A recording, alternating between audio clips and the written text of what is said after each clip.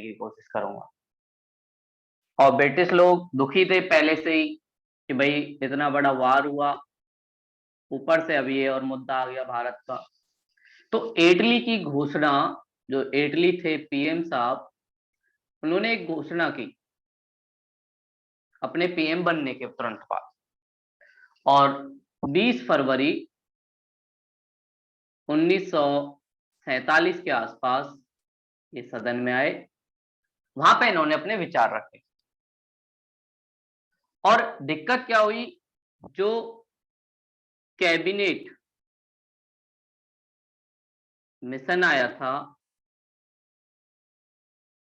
1946 में, इसने पाकिस्तान की मांग को नहीं माना।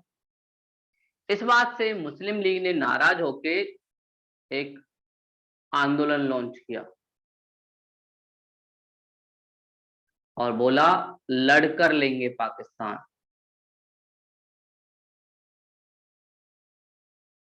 और जिन्ना और मुस्लिम लीग के बड़े लोगों ने एक तरीके से हिंसा का सहारा लिया। और इस हिंसा की वजह से हमारे देश में सांप्रदायिक दंगे हुए। सांप्रदायिक दंगे का मतलब धर्म के नाम पर जब कुछ लोग हिंसा को भड़काएं और दूसरे धर्म के लोगों को मारने लगे। जैसे अभी नूह हिंसा में हुआ, वहां पे भी आरोप लगा कि भाई कुछ धर्म के लोगों ने एक दूसरे के प्रति इतनी कट्टरता बढ़ाई कि वहां पे हिंसा फैल गई। तो ऐसे ही मुस्लिम लीग ने, और खासकर उसमें जो जिन्नास थे, उन्होंने ये सारी चीजें करी। पहले ब्रिटिश नहीं चाहते थे कि भारत का विभाजन हो, लेकिन जब सांप्रदायिक दंगे बढ़े, पहले बंगाल में स्टार्ट हुए, बंगाल के बाद पंजाब पहुंचे, धीरे धीरे पूरे भारत में सिविल वार जैसी सिचुएशन हो गई। लोग मारे जा रहे हैं, इधर से काटे जा रहे हैं। गदर मूवी आपने कभी देखी होगी, उसमें एक इंसिडेंट दिखाया जाता है कि भाई भारत से ट्रेन जा रही है तो सारे मुस्लिमों को काट के उस ट्रेन में भर दिया जा रहा है। उधर से पाकिस्तान वाली साइड से कोई ट्रेन आ रही है तो पूरे हिंदुओं को भर के या सिखों को भर के उसमें रख दिया जा रहा है। तो ये दंगे काफी बड़े लेवल के हुए। और भारत अभी आजाद हुआ नहीं था, हमारे नियंत्रण में कोई चीज थी नहीं। ब्रिटिश लोगों की पुलिस इस मामले में ज्यादा एक्टिव नहीं रही और कहीं कहीं तो उन्होंने भी दंगों को भड़काने में अपना योगदान दिया। तो उसके बाद ब्रिटिश प्रधानमंत्री ने घोषणा की, देखो भैया भारत को स्वतंत्रता मिलेगी, लेकिन स्वतंत्रता से पहले विभाजन होगा। तो कोई ऑप्शन नहीं बचा, ना ब्रिटिश के पास ना भारतीय लोगों के पास। और पहली बार इटली की घोषणा में भारत के विभाजन की बात को मान लिया गया। जब भारत के विभाजन की बात को मान लिया गया, तब जाके मुस्लिम लीग थोड़ा सा ठंडा हुई, फिर धीरे धीरे दंगे रुके। और इटली ने बोला कि भारत को हर हाल में हम लोग 30 जून 1948 तक आजाद कर देंगे, लेकिन अब सिर्फ आजादी नहीं मिलेगी, दो स्टेट बनेंगे, दो देश बनेंगे, एक भारत दूसरा पाकिस्तान। और इनके बनने का कारण क्या है, धार्मिक। और इसके लिए इटली साहब ने एक व्यक्ति जिनका नाम था लॉर्ड माउंटबेटन, इनको भेजा भारत में कि जाइए, आपको हम वायसराय बनाते हैं और आपका काम है भारत में इस विभाजन और स्वतंत्रता के जो मुद्दे को सॉल्व करना। तो माउंटबेटन साहब भारत आए, उन्होंने स्थितियां देखी, मुस्लिम लीग से बात की और साथ में कांग्रेस से भी बात की। कांग्रेस के बड़े बड़े नेता नेहरू जी, पटेल जी, गांधी जी, इनसे भी बात हुई। साथ में मुस्लिम लीग की तरफ से जिन्ना, इनसे भी बात हुई। और माउंट इटली ने कहा, देखो सभी राजनीतिक दल, हम लोग आपको आजादी दे रहे हैं, लेकिन सभी राजनीतिक दल को शांति के साथ अपने अपनी जो सत्ता है वो नियंत्रण में लेनी चाहिए। अब सभी राजनीतिक दल तो मुस्लिम लीग तो अच्छा लगा। और इस चीज का स्वागत, वैसे कांग्रेस को लग रहा था देश का विभाजन नहीं होना चाहिए, लेकिन कोई और ऑप्शन ही नहीं था। अब दो बुराइयों में से एक बुराई को चुनना था, या तो भारत का विभाजन होगा या भारत में गृह युद्ध होगा, सिविल वार होगा, लोग आपस में एक दूसरे को मारेंगे। तो कांग्रेस और दूसरी तरफ मुस्लिम लीग तो चाहती थी। कांग्रेस ने इसलिए साथ दिया क्योंकि स्वतंत्रता की बात हो रही थी। तो कांग्रेस को लगा जितनी जल्दी हमारे पास सत्ता हो उतनी जल्दी हम इन दंगों को रोक पाएंगे। अभी ब्रिटिश लोग इस मामले में ज्यादा कुछ कर नहीं रहे। वही दूसरी तरफ मुस्लिम लीग इस बात से खुश थी कि चलो आखिरकार हम लोगों की जो बात है वो मान ली गई। और मुस्लिम लीग ने इस बात का स्वागत किया। और मुस्लिम लीग ने इस बात का स्वागत किया तो फिर उसके बाद इन लोगों को मिला दे।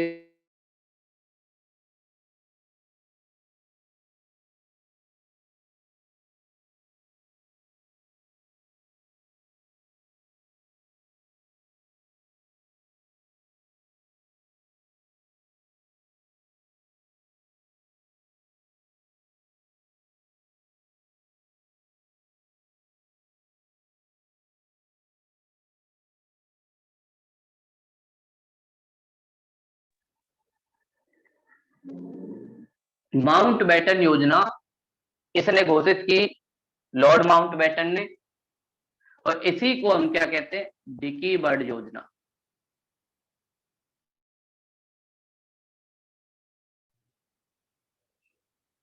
ये भी इसी का नाम है। साथ में ये योजना 3 जून के आसपास आई थी, इसलिए इसे 3 जून की योजना भी कहा जाता है। और इसने बोला, देखो भाई, कैबिनेट मिशन ने पाकिस्तान की मांग को नहीं माना था, लेकिन मैं पाकिस्तान की मांग को मान रहा हूं। और बोला कि भाई ठीक है, हम लोग पाकिस्तान की मांग को मान रहे, लेकिन शांतिपूर्ण तरीके से बंटवारा होगा। और मुझे इटली जी ने बोला है कि जितनी जल्दी हो सके शांतिपूर्ण तरीके से दोनों को सत्ता दे दी जाए।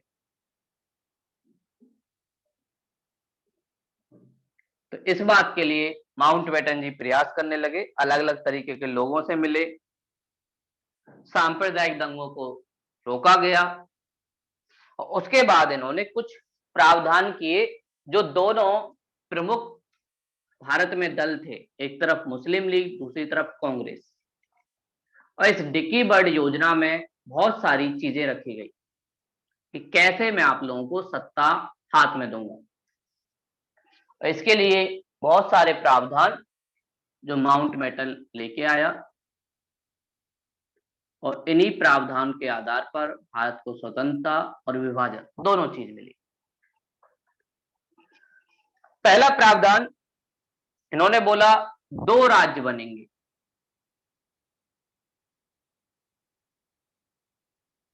जिन्हें शुरू में डोमिनियन स्टेटस दिया जाएगा, मतलब ब्रिटिश के अंदर ही। और इन 2 राज्यों का नाम होगा, एक का भारत, दूसरे का पाकिस्तान। तो पहली बात, विभाजन की बात इन्होंने की। भारत और पाकिस्तान के नाम से 2 राज्य बनाए जाएंगे, और इन दोनों को ही सत्ता हम लोग देंगे। राजनीतिक रूप से इन दोनों राज्यों को ही सत्ता मिलेगी। साथ में बोला गया सिंध और बलूचिस्तान, सिंध और बलूचिस्तान वाला क्षेत्र जो आज के पाकिस्तान में पड़ता है,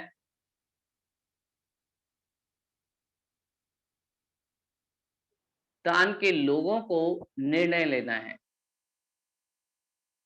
कि वो भारत में जाना चाहते हैं या पाकिस्तान। शुरुआत में ये किया गया, जो हिंदू राज्य थे, जो का वाले हमने देखे थे, कैबिनेट मिशन ने बनाया था, बहुसंख्यक हिंदू राज्य, उन्हें भारत में इंक्लूड कर दिया गया और बहुसंख्यक पाकिस्तान वाले राज्य थे उन्हें पाकिस्तान में इंक्लूड कर दिया। लेकिन कुछ क्षेत्र ऐसे थे जहां पर लोगों से पूछा गया कि भैया आप किस में जाना चाहते हो, तो जिसमें भी उनको जाना है उस राज्य का हिस्सा वो बन जाएंगे या उस देश का हिस्सा वो लोग बन जाएंगे। तो ये सारे निर्णय पूछे गए। ऐसे ही पंजाब और बंगाल की विधायिका से बोला गया कि आप लोगों को निर्णय लेना है आप कहां जाएंगे। लेकिन इनके क्षेत्र में एक चीज थी, ना तो हिंदू बहुसंख्यक थे ना ही मुस्लिम बहुसंख्यक थे। तो पंजाब और बंगाल की विधायिका को दो निर्णय लेने थे। पहली बात कि वो किस में जाएंगे, भारत या पाकिस्तान, और दूसरा इनका भी विभाजन होगा, पूरा नहीं जाएगा। जैसे जो पश्चिमी बंगाल है वो भारत के हिस्से में आया, पूर्वी बंगाल पाकिस्तान के हिस्से में। तो इनकी विधायिका को दोहरे निर्णय लेने थे, किस देश में जाओगे, और देश में जाओगे तो आपका भी विभाजन होगा। ऐसे ही एक और प्रांत, उत्तर पश्चिम सीमा प्रांत, जो पंजाब वाले क्षेत्र में था, साथ में राजस्थान वाला क्षेत्र भी उसमें थोड़ा बहुत इंक्लूड था। इनके लोगों को भी निर्णय लेना था कि वो किस में जाएंगे। साथ में असम, उत्तर पूर्व, असम के पास सिलहट, इन वाले क्षेत्रों को भी निर्णय लेना था। और इन्होंने सीमा विभाजन के लिए एक आयोग बनाया, कैसे आप लोगों का सीमा का विभाजन होगा। उस आयोग का नाम था रेड क्लिफ, रेड क्लिफ आयोग।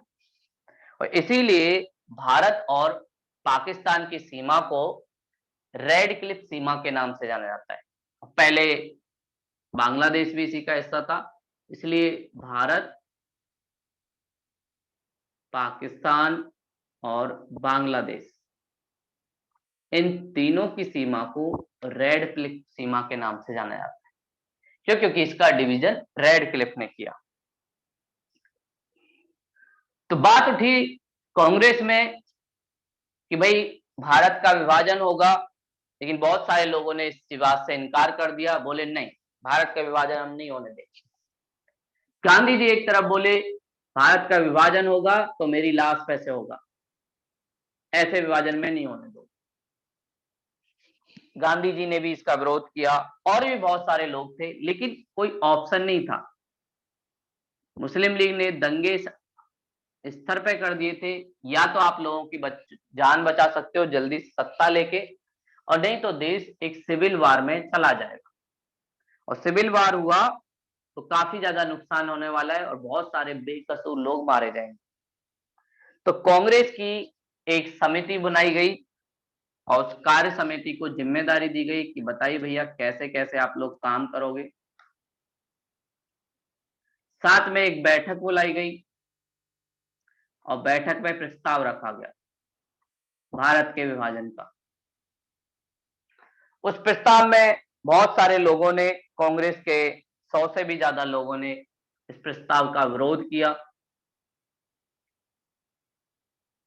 लेकिन विरोध करने के बावजूद कुछ बड़े लीडर बोले देखो भाई ऑप्शन तो नहीं है, माना आपको भी दुख हो रहा है हमें भी दुख हो रहा है, लेकिन हमारे पास ऑप्शन नहीं है कि हम लोग क्या करें।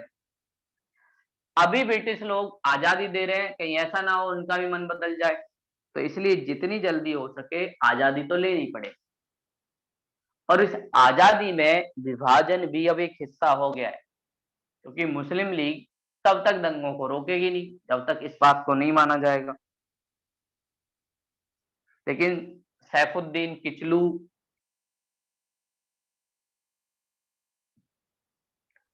किचलू साहब,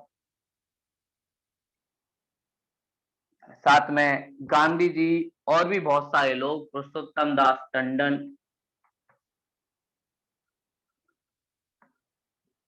इन्होंने विरोध किया।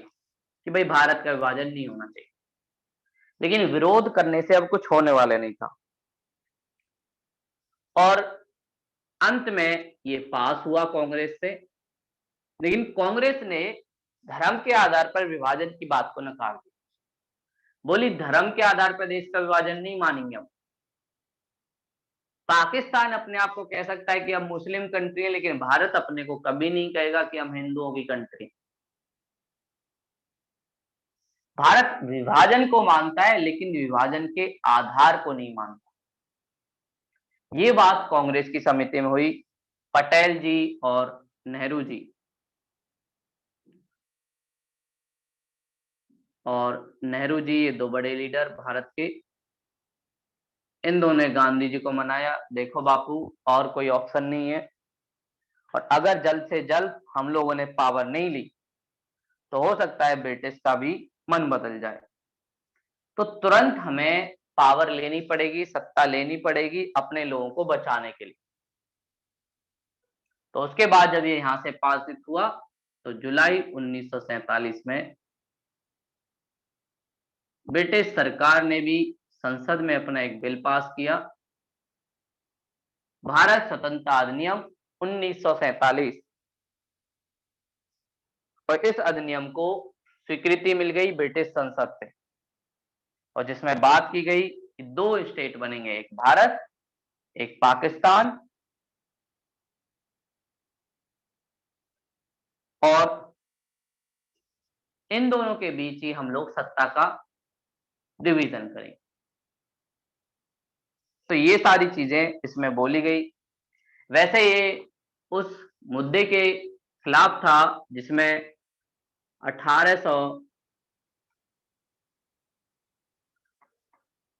1929 में कांग्रेस ने लाहौर अधिवेशन में बोला था कि भाई भारत को डोमिनियन स्टेटस नहीं, हम लोग पूर्ण स्वराज दिलाएंगे, लेकिन अब कोई चारा ही नहीं बचा था, जितनी जल्दी हो सके सत्ता को हमारे अंदर लेना।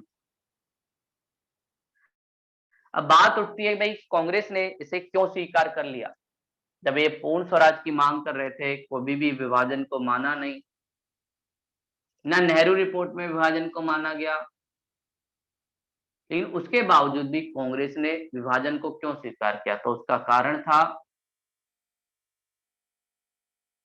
पहली बात, जल्द से जल्द स्वतंत्रता मिलना। स्वतंत्रता अपने हाथ में जल्द से जल्द लेना हमारी मजबूरी हो गई थी, और इस स्वतंत्रता को शांतिपूर्ण तरीके से लेना। मुस्लिम लीग ने थोड़े से दंगे कर दिए थे, तो उससे दिक्कत हो रही थी, और उस टाइम की परिस्थितियां ऐसी थी कि अगर हम लोगों ने जल्द से जल्द सत्ता नहीं ली तो देश में सिविल वॉर का खतरा था। सिविल युद्ध, जब देश के लोग आपस में ही अपने मुद्दे को लेकर लड़ने लगे तो उसी को कहते हैं सिविल वॉर या सिविल युद्ध, या गृह युद्ध के तरीके से, एक तरीके से। और देश में प्रशासनिक,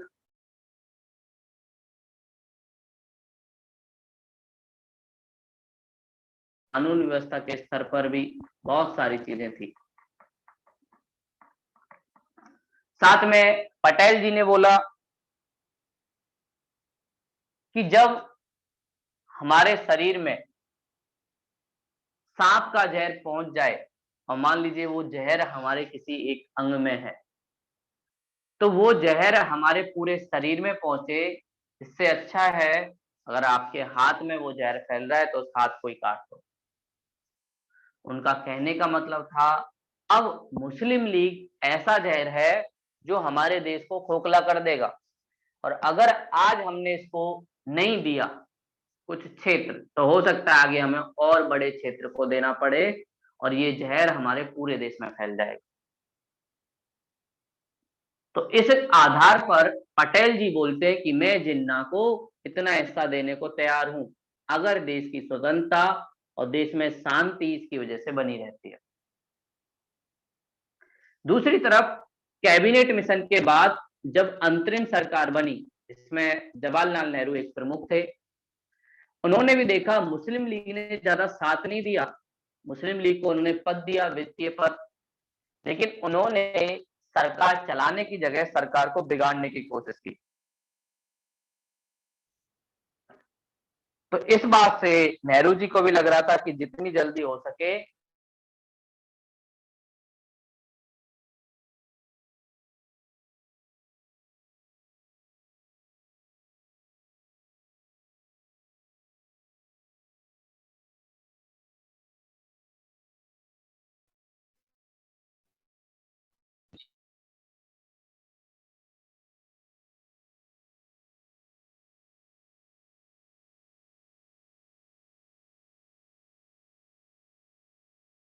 अब पाकिस्तान के साथ या मुस्लिम लीग के साथ हम लोग मिलके काम नहीं कर सकते।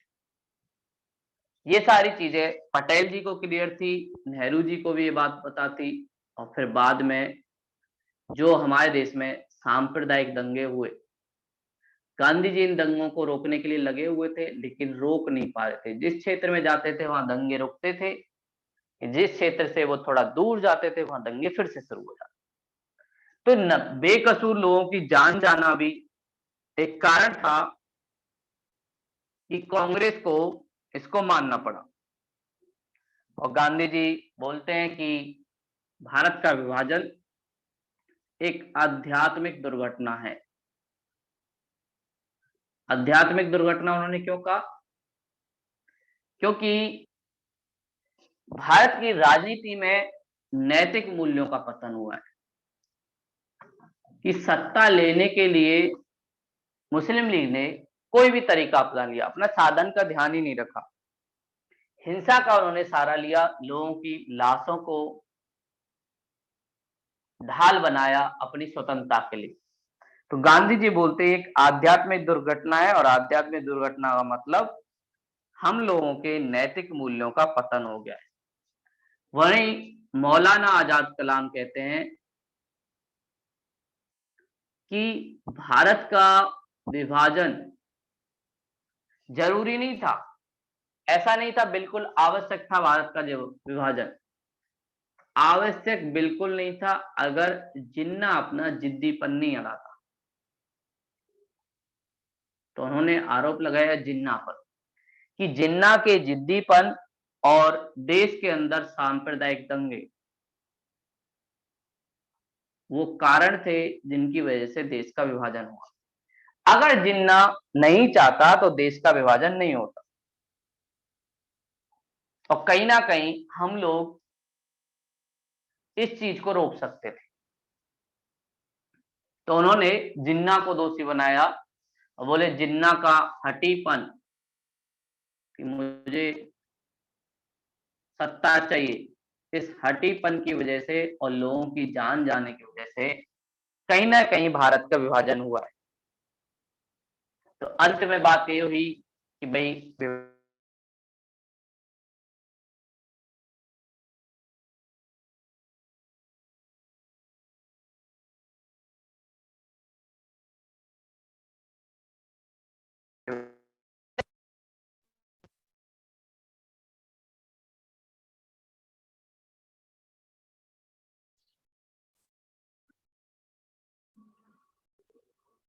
14 अगस्त को पाकिस्तान का स्वतंत्रता दिवस मनाया गया और 15 अगस्त को भारत का।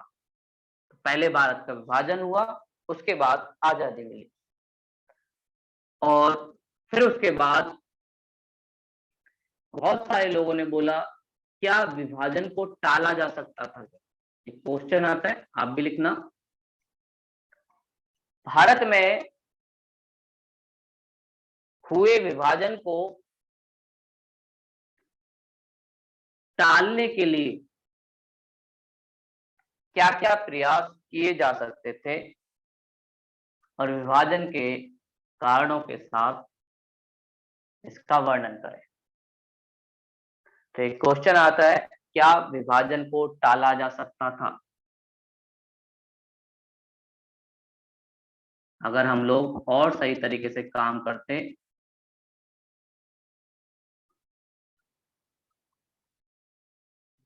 तो विभाजन को टाल सकते थे या नहीं, ये वाला क्वेश्चन आता है। तो इसके लिए बहुत सारे लोग बोलते हैं देखो विभाजन को टाला जा सकता था या नहीं।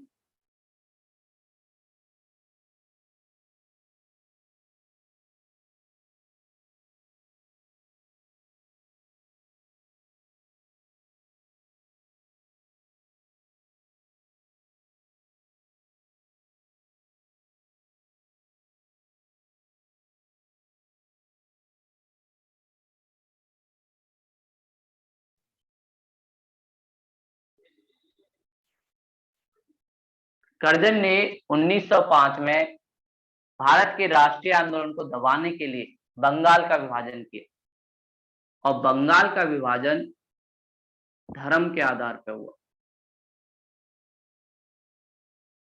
एक तरफ पूर्वी बंगाल में मुस्लिम बहुसंख्यक, पश्चिमी बंगाल में हिंदू बहुसंख्यक।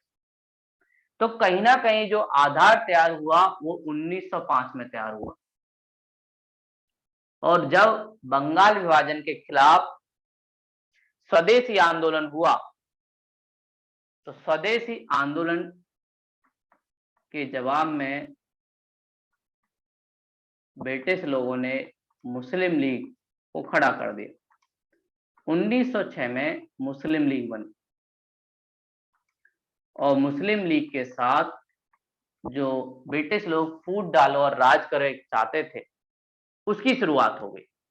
और उन्होंने एक कांग्रेस के खिलाफ एक संगठन को बना दिया जो धर्म के आधार पर बना।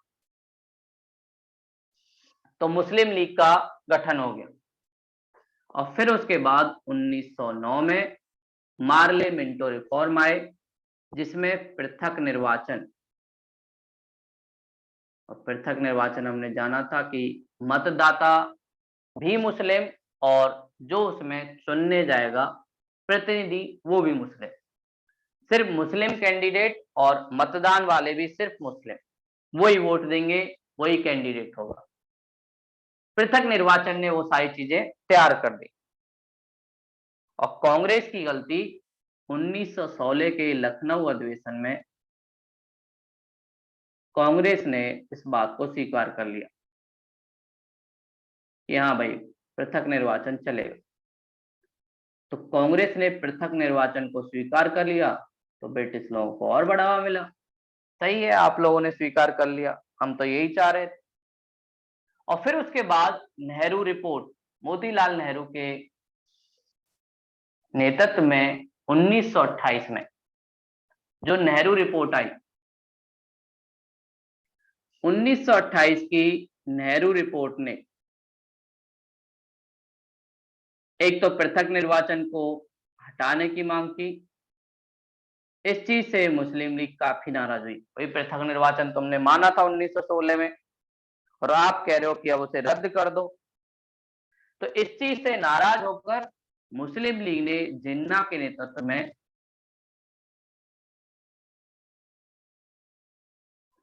1929 में अपनी कुछ मांगे रखी और जिन्हें कहते हैं 14 सूत्री मांगे। जिन्ना ने मांगे रखी कि भाई हमें एक अलग क्षेत्र मिलना चाहिए, निर्वाचन मिलना चाहिए और हमें अपने लोगों के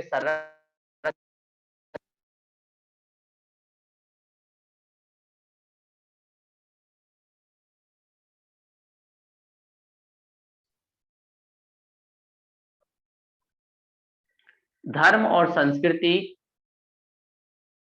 की आजादी भी मिलनी चाहिए। तो जिन्ना इस बात को लेके काफी अड़ गया।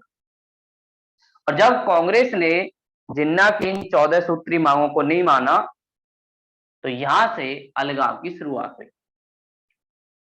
कांग्रेस हमारी बातों को नहीं मानेगी। तो यहां से एक तरीके से वो व्यवस्थित रूप लेने लगी जिसकी वो थी।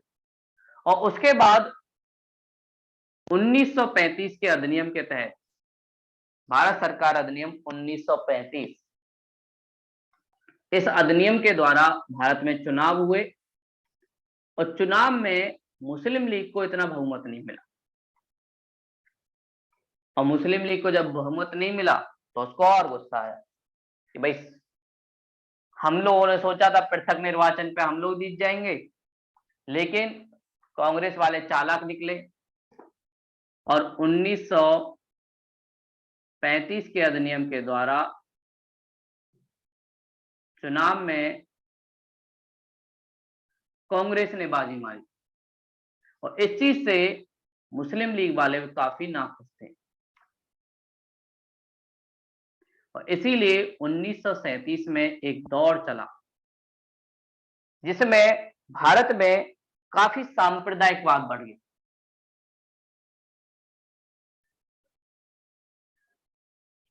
एक तरफ मुस्लिम लीग, दूसरी तरफ कुछ हिंदू लोग, वो अपने हिसाब से बात करने लगे और उदारवादी लाला लाजपत राय जी तो थे नहीं उस टाइम, कहीं ना कहीं हिंदू और मुस्लिम के बीच, हिंदू और मुस्लिम के बीच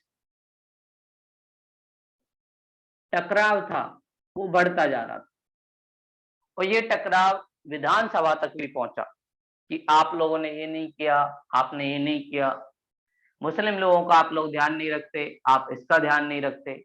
इस बात को लेके काफी ज्यादा हुआ और धीरे धीरे ये सारी चीजें बहुत आगे बढ़ गई और इसका परिणाम एक तरीके से भारत के विभाजन के रूप में भी निकला और फिर उसी का अगला जो चरण लगा 1940 में मुस्लिम लीग का लाहौर अधिवेशन,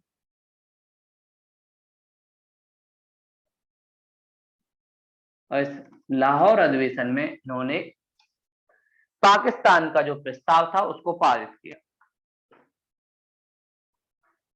पाकिस्तान के प्रस्ताव को पारित किया, लेकिन ना अंग्रेजों ने माना, ना भारत ने माना, कांग्रेस ने। फिर उसके बाद 1946 में इन्होंने प्रत्यक्ष कार्रवाई दिवस इसकी बात की। तो प्रत्यक्ष कार्रवाई दिवस वो टाइम था जिसकी इन्होंने बात की और 1947 के आसपास बहुत दंगे हुए और इसी का रिजल्ट निकला 1947 की माउंटबेटन योजना। तो कहीं ना कहीं भारत के विभाजन के जो कारण थे वो इस प्रक्रिया में छिपे थे, किसी अचानक कारण की वजह से नहीं हुआ। भारत का विभाजन एक श्रृंखला का परिणाम था, जिसमें बंगाल का विभाजन 1905, फिर उसके बाद 1906 में मुस्लिम लीग का बनना, 1909 में माल्य मिंटो अधिनियम जिसमें पृथक निर्वाचन, प्रतिनिधि भी मुस्लिम और वोट देने वाला भी मुस्लिम, और 1916 का लखनऊ अधिवेशन जहां कांग्रेस ने बात मान ली कि हाँ भाई पृथक निर्वाचन आपको दिया जाएगा, लेकिन वहीं नेहरू रिपोर्ट में 1928 में इस बात से इनकार कर दिया। मुस्लिम लोग थोड़ा नाराज हुए, जिन्ना के नेतृत्व में 14 सूत्री मांगे आई, उन मांगों को भी नहीं माना गया, अलगाव बढ़ा। 1935 के अधिनियम के तहत चुनाव हुए, कांग्रेस ने बाजी मारी, मुस्लिम लोगों को थोड़ा सा अजीब सा लगा। सांप्रदायिकवाद का दौर आया, हिंदू मुस्लिम के बीच टकराव आया।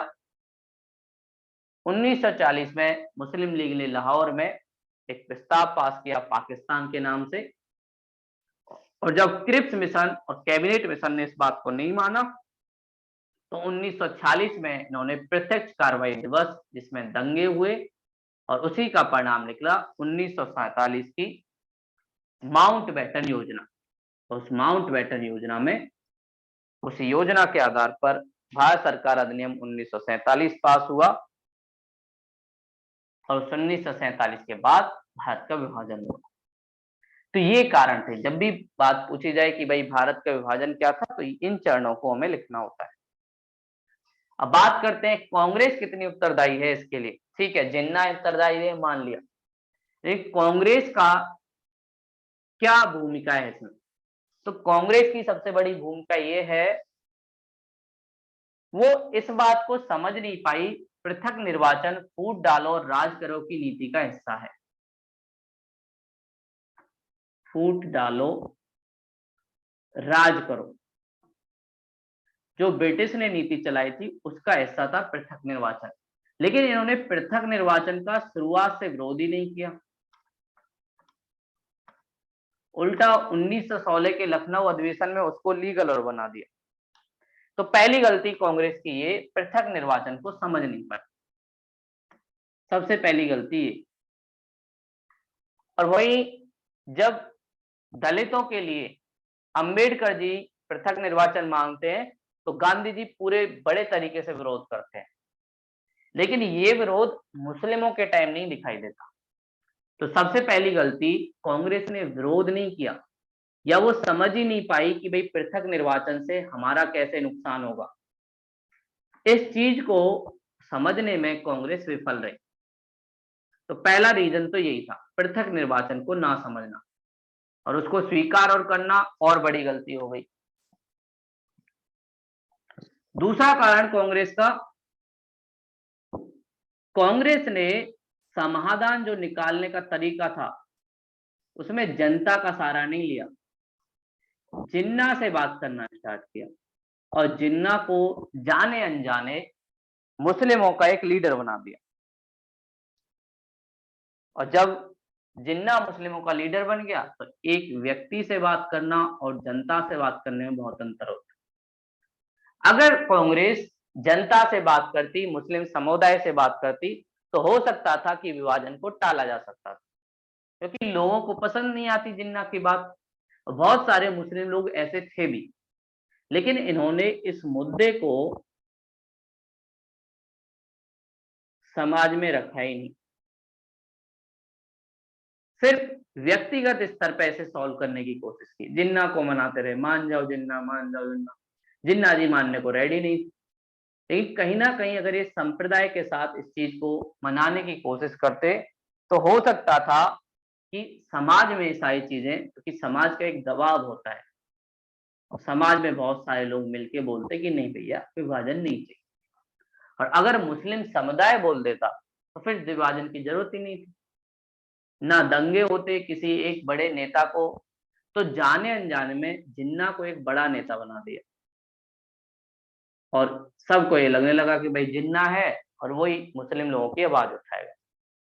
तो ये एक इनकी एक भूल थी कि इन्होंने ऐसा किया, और इन्होंने आर्थिक सामाजिक स्तर पर, आर्थिक सामाजिक स्तर पर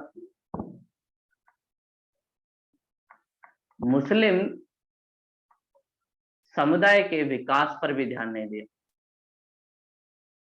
अगर इस पे भी ध्यान देते कि भैया उनको क्या दिक्कतें हैं, कांग्रेस उनसे बात सुनती और जिन्ना की बातों को थोड़ा काटती कि भैया जिन्ना सही नहीं बोल रहा है, तो हो सकता था कि कांग्रेस में बहुत सारे मुस्लिम लोग शामिल हो जाते और कांग्रेस ने जो आंदोलन किए उसमें भी मुस्लिम लोग शामिल होते। हम बस अपील करते जिन्ना जी बोल दो सबको आ जाएंगे, बल्कि हमने ये नहीं किया कि हम एक कार्यक्रम घोषित करें कैसे मुस्लिम लोगों को हमें कांग्रेस में लाना है। ऐसा कोई कार्यक्रम घोषित नहीं किया, किसी संगठन का निर्माण नहीं हुआ। जैसे गांधी जी ने दलितों को लाने के लिए हरिजन संगठन का गठन किया, पत्र पत्रिका निकाली, ऐसा कोई कार्यक्रम घोषित ही नहीं हुआ। इन्होंने कभी सांप्रदायिकता की प्रॉब्लम को एक बड़ी समस्या के रूप में माना ही नहीं। तो जब उसको समस्या ही नहीं मानोगे तो उसका समाधान कैसे मिलेगा। इन्हें लगा नहीं ये बस जिन्ना की पकड़ है और इसी वजह से हुआ। तो कहीं ना कहीं ये कारण थे कि जिसकी वजह से कांग्रेस को जिम्मेदार कहा जा सकता है। और वैसे जो विभाजन के कारण थे वो हमने डिस्कस ही किए कि कैसे विभाजन हुआ और उसके पीछे कौन कौन सी ताकतें थी, क्या क्या प्रावधान थे जिनकी वजह से भारत का विभाजन हुआ। तो उसमें जिन्ना एक नेता जरूर थे, लेकिन कहीं ना कहीं अगर हम समुदाय के साथ मिलते, क्योंकि भारत के विभाजन के बाद भी बहुत सारे मुस्लिम भारत में रुके और विश्व में आज भी भारत में बहुत ज्यादा मुस्लिम मिलते हैं, लगभग 20%। माना वो अल्पसंख्यक है लेकिन मिलते हैं। तो ये सारा कारण ये दिखाता है कि बहुत सारे मुस्लिम भारत में उसके बावजूद रुके। तो अगर कांग्रेस ऐसा कार्यक्रम कोई चलाती तो हो सकता था कि मुस्लिम लोगों की आवाजों को एक साथ लाया जा सकता था, समुदाय को साथ में लाया जा सकता था, और कांग्रेस उनको आश्वासन देती कि भैया तुम्हारे साथ ऐसा नहीं होगा जैसे जिन्ना बोला, जिन्ना फालतू में बातें बोल रहा है। और हमारे पास बहुत सारे मुस्लिम लीडर भी थे, मौलाना अबुल कलाम थे, साथ में बख्त खां थे जिन्हें सीमांत गांधी के नाम से जाना जाता था। इनको हम आगे ला सकते थे। तो ये सारी चीजें कहीं ना कहीं जिम्मेदार थी, और अगर हम ऐसा करते तो ऐसा हो जाता। गांधी जी ने प्रयास किया लेकिन काफी लेट हो गए। ऐसा प्रयास नहीं हुआ जैसे दलित के मुद्दे पे हुआ, थोड़ा सा लेट हो गए उस चीज को करने में। उन्होंने बाद में पृथक निर्वाचन को उन्हें समझ आया कि पृथक निर्वाचन गलत है, तभी उन्होंने अंबेडकर का विरोध किया, अनशन पे भी बैठे, बोले अंबेडकर से कि बेटा आरक्षण कितना भी ले लेकिन पृथक निर्वाचन नहीं दूंगी। तो ऐसा मामला अगर मुस्लिम के लेवल पे होता तो कहीं ना कहीं विभाजन को थोड़ा बहुत रोका जा सकता। तो ये सारी चीजें हमने जानी, और ये मॉडर्न हिस्ट्री का हमारा पूरा था। अब हमारा लास्ट वाला जो पार्ट है संवैधानिक विकास, कि भाई हमारे देश में संविधान जो आया उसके पीछे का आधार कहाँ से तैयार हुआ। तो ईस्ट इंडिया कंपनी और ब्रिटिश ने कैसे भारत में नियंत्रण किया, उसके लिए कुछ अधिनियम बनाए थे, उनके द्वारा भारत में क्या क्या प्रभाव पड़ा, और आजादी के बाद भी बहुत सारे ऐसे कानून अभी भी भारत में लागू दिखाई देते। तो उसका कारण ब्रिटिश की संवैधानिक विकास की नीति। तो अगला हमारा जो यूनिट है वो है संवैधानिक विकास।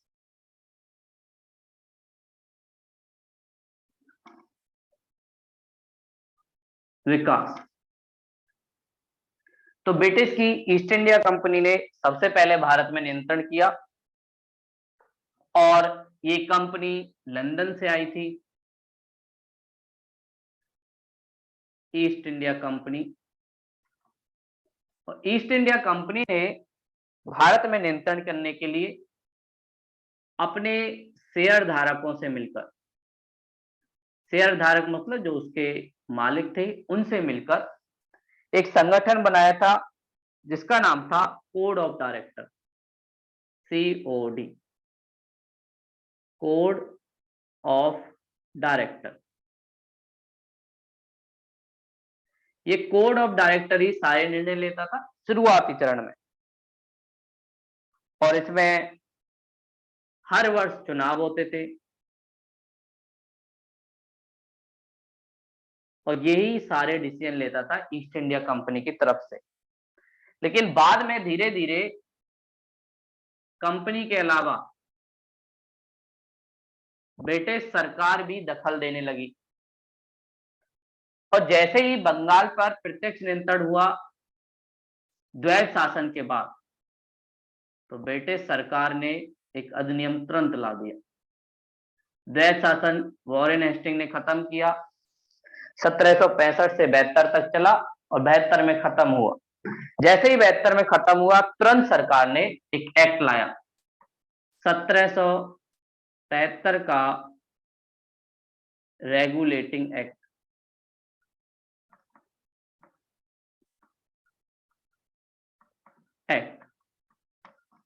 ये सबसे पहले लेके आए, और इसमें इन्होंने चेंज कर दिया कि भाई शेयर धारक, पहले यहाँ पे लिखा था हर वर्ष जो चुनाव होगा उसमें 500 पौंड ब्रिटिश की करेंसी जिसके पास होंगे वो शेयर धारक होगा।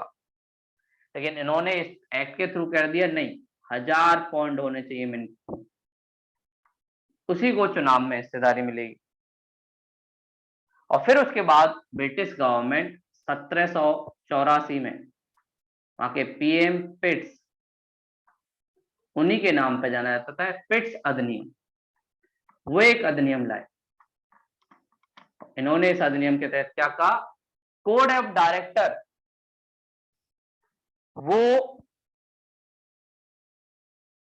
जो ब्रिटिश में प्रशासनिक अधिकारी सर्वोच्च है, चाहे वायसराय, गवर्नर जनरल, उसकी नियुक्ति तो करेगा। नियुक्ति करने का अधिकार अभी भी कोड ऑफ डायरेक्टर को है, लेकिन इसको वापस बुलाने का अधिकार एक और संगठन को है, जिसको बोला बोर्ड ऑफ कंट्रोल। ब्रिटिश संसद ने एक बोर्ड ऑफ कंट्रोल का गठन किया और इस बोर्ड ऑफ कंट्रोल का अध्यक्ष एक मंत्री हुआ करता था ब्रिटिश संसद से। तो कहीं ना कहीं धीरे धीरे ब्रिटिश संसद की, ब्रिटिश सरकार की शुरुआत हुई भारत में।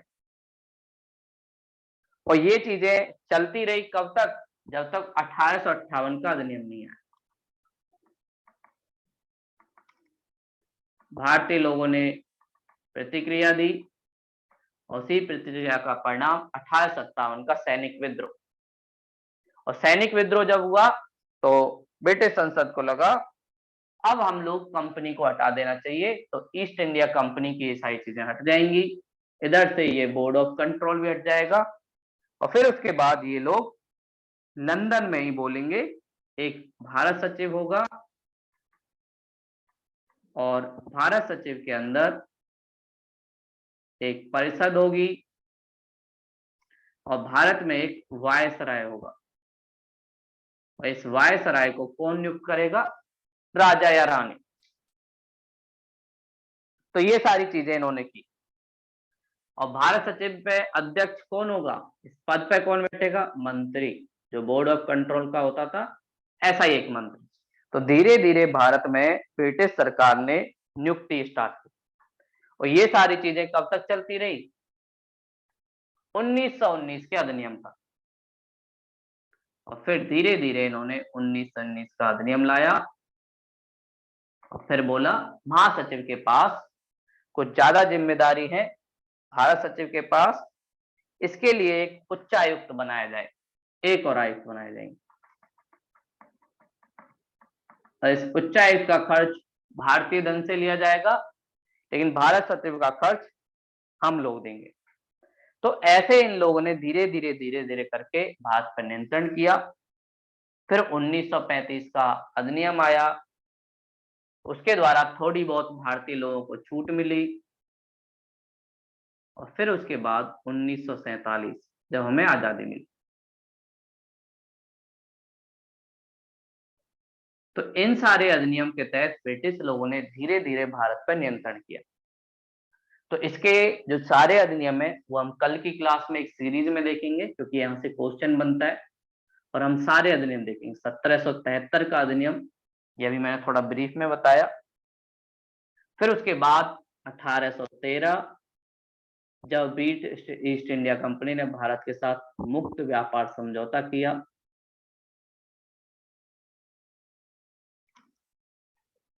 ब्रिटिश लोग हर 20 साल के आसपास एक अधिनियम जरूर लाते थे, और कोई इंसिडेंट हो जाता था तो उसके बाद दूसरा आता है। तो 1833 में भी आया, फिर 1853, फिर 1858, ऐसे ही अधिनियम आए। और इनका main purpose British east India company को नियंत्रण में लेना।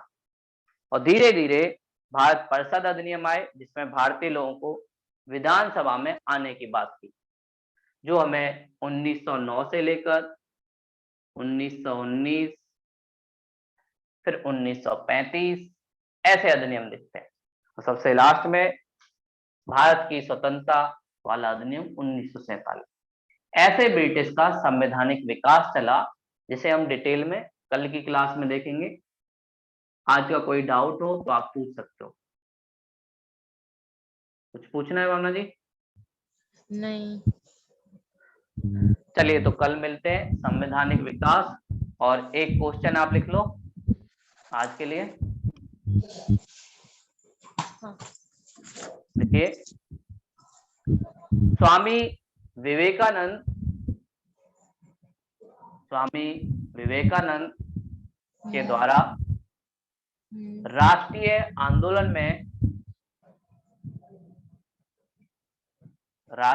आंदोलन में निभाई गई भूमिका का आलोचनात्मक वर्णन करें। स्वामी विवेकानंद के द्वारा